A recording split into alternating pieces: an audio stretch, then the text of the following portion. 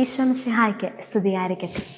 വിശുദ്ധ പൗലോസ് ശ്ലീഹ കൊറിന്തോസ്യർക്ക് എഴുതിയ ലേഖനത്തിൽ നാം വായിക്കുന്നത് ഇപ്രകാരമാണ്: നാശത്തിലൂടെ ചരിക്കുന്നവർക്ക് കുരിശിൻ്റെ വചനം ഭോഷത്വമത്രേ, എന്നാൽ രക്ഷയിലൂടെ ചരിക്കുന്ന നമുക്കോ അത് ദൈവത്തിൻ്റെ ശക്തിയത്രേ. സെപ്റ്റംബർ 14 വിശുദ്ധ കുരിശിൻ്റെ പുകഴ്ചയുടെ തിരുനാളായിട്ട് നാം എല്ലാവരും ആഘോഷിക്കുന്നുണ്ട്.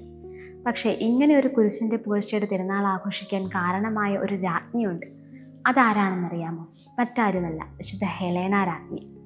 വിശുദ്ധ ഹെലേന രാജ്ഞിയെപ്പറ്റി പറയുന്നത് ഇപ്രകാരമാണ്: കോൺസ്റ്റന്റൈൻ ചക്രവർത്തിയുടെ അമ്മയായിരുന്നു വിശുദ്ധ ഹെലേന രാജ്ഞി. കോൺസ്റ്റന്റൈൻ ചക്രവർത്തി ക്രിസ്തുമതത്തിന് സ്വാതന്ത്ര്യം നൽകാനുള്ള പ്രധാന കാരണം യുദ്ധത്തിൽ ജയിച്ചു എന്നുള്ളതാണ്. യുദ്ധത്തിൽ ജയിക്കാൻ കാരണമായത് ആകാശത്ത് കുരിശ് പ്രത്യക്ഷപ്പെട്ടപ്പോഴാണ്. ഇത് വിശ്വാസത്തിലേക്ക് വളരുവാനും ദൈവത്തെ സ്നേഹിക്കുവാനും അവരെ സഹായിച്ചു. ലാട്രൈൻ ദേവാലയം വിട്ടുകൊടുത്തുകൊണ്ടാണ് ക്രിസ്തുമതം ഔദ്യോഗിക മതമായി അദ്ദേഹം റോമിൽ പ്രഖ്യാപിച്ചത്. ഇത് മകനേക്കാൾ അധികം സ്വാധീനിച്ചത് അമ്മയെയായിരുന്നു. കാരണം ദൈവസ്നേഹ തീക്ഷ്ണതയാൽ നിറഞ്ഞ ആ അമ്മ ഭക്തകൃത്യങ്ങളിൽ മുഴുകിക്കൊണ്ട് ക്രിസ്ത്യാനികളെ സ്നേഹിക്കുകയും അവർക്ക് വേണ്ട കാര്യങ്ങൾ പറഞ്ഞു കൊടുക്കുകയും ചെയ്തുകൊണ്ടിരുന്നു. അപ്പോഴാണ് അവിടുത്തെ മെത്രാൻ ഗാഗുൽത്തായിൽ ഒരു ദേവാലയം നിർമ്മിക്കാൻ തീരുമാനമെടുത്തത്.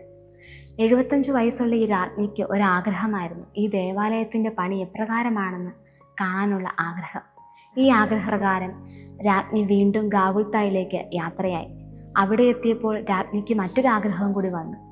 3 കുരിശുകളുണ്ട് അവിടെ. ഇവിടെ ഏത് കുരിശിലാണ് ഈശോയെ തറച്ചതെന്ന് കണ്ടെത്താനുള്ള വലിയ ആഗ്രഹം രാജ്ഞിയെ കണ്ടപ്പോൾ മെത്രാൻ തന്നെ അതിനൊരു സഹായം ചെയ്തു.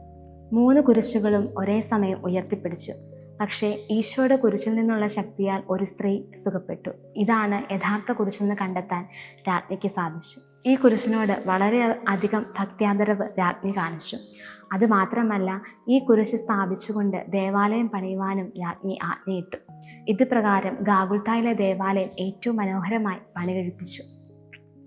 രാജ്ഞിയുടെ മരണത്തിന് മുമ്പും രാജ്ഞി കുരിശിനെ സ്നേഹിക്കുകയും കുരിശിനോട് പ്രാർത്ഥിക്കുകയും കുരിശിൻ്റെ പുകഴ്ചയുടെ എല്ലാ കാര്യങ്ങളും ലോകത്തിലേക്ക് എത്തിക്കുകയും ചെയ്തു. രാജ്ഞിയുടെ ഏറ്റവും വലിയ ആഗ്രഹമായിരുന്നു കുരിശിൻ്റെ പുകഴ്ചയുടെ തിരുനാൾ ഏറ്റവും മനോഹരമായി ആഘോഷിക്കാമെന്നുള്ളത്. രാജാവിൻ്റെ ആഗ്രഹപ്രകാരവും രാജ്ഞിയുടെ അനുവാദത്തോടെയും ഇത് സഭയിൽ കൊണ്ടാടുവാൻ പിന്നീട് ചരിത്രം സാക്ഷ്യം വഹിക്കുകയാണ്. വിശുദ്ധ തോമസ് അക്വീനാസ് വിശുദ്ധ ഹെലേന രാജ്ഞിയെപ്പറ്റി പറയുന്നത് ഇപ്രകാരമായിരുന്നു: മതപീഡകരായ രാജാക്കന്മാരുടെ കാലത്ത് ജീവിച്ച രാജകുടുംബത്തിലെ ഒരു വ്യക്തിയായിരുന്നു വിശുദ്ധ ഹെലേന രാജ്ഞി. എങ്കിൽ പോലും അവളുടെ കുരിശിനോടുള്ള ഭക്തി എത്രമാത്രമെന്ന് നിങ്ങളൊന്ന് ആലോചിച്ചു നോക്കൂ. ഇത് നമ്മുടെ ജീവിതത്തിനും ഒരു വെല്ലുവിളി ഉയർത്തുന്നതാണ്.